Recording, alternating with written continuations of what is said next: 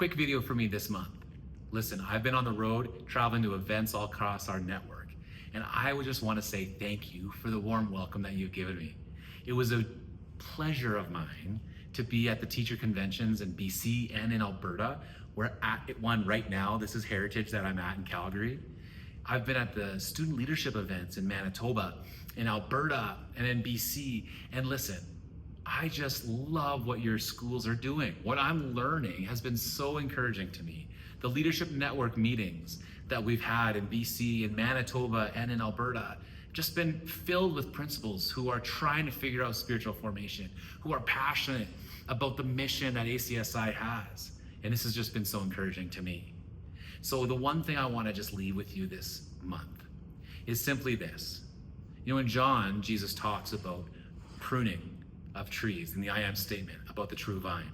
And if you've been at a leadership network meeting, you've heard this, but let me just remind it to you. He says in verse 3, somewhere in there, that he prunes even the branches that produce fruit. Now you and I, we are all people who are going to have lots of fruit growing off our lives. I know you're faithful.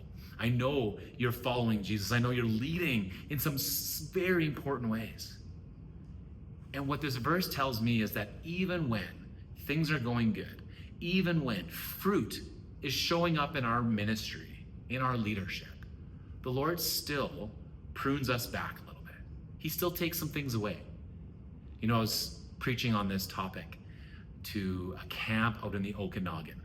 And you know, I'm from Saskatchewan, and so we do not have orchards around where I live.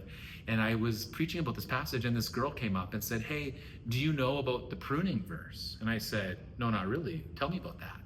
And she said, "Well, my parents own an orchard, and if an apple tree has too many apples growing off of a branch, my job is to go around and trim them. If they're supposed to have 4 or 5 and they're growing 8 or 9, I trim them back because that branch can't hold 8 or 9.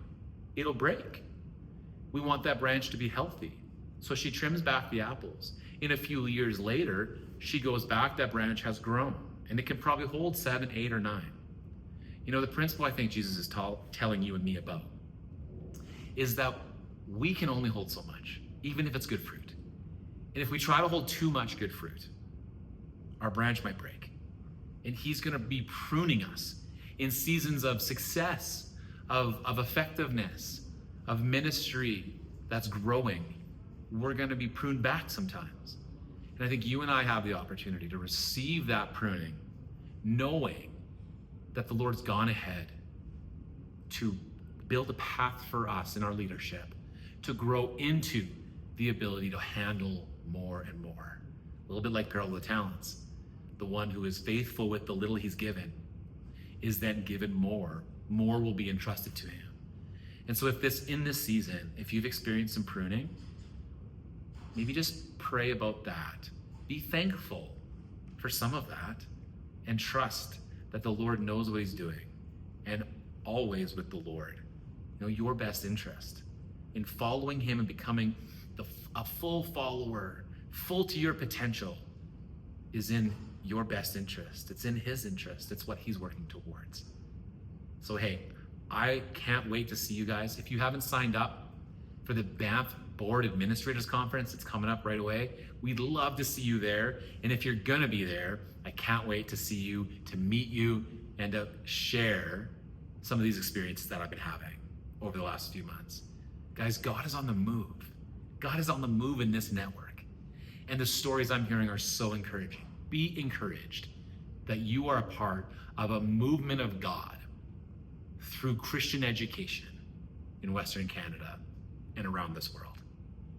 Guys, God bless. Have a great rest of your October, November, whenever you watch this, and I hope to see you in Banff.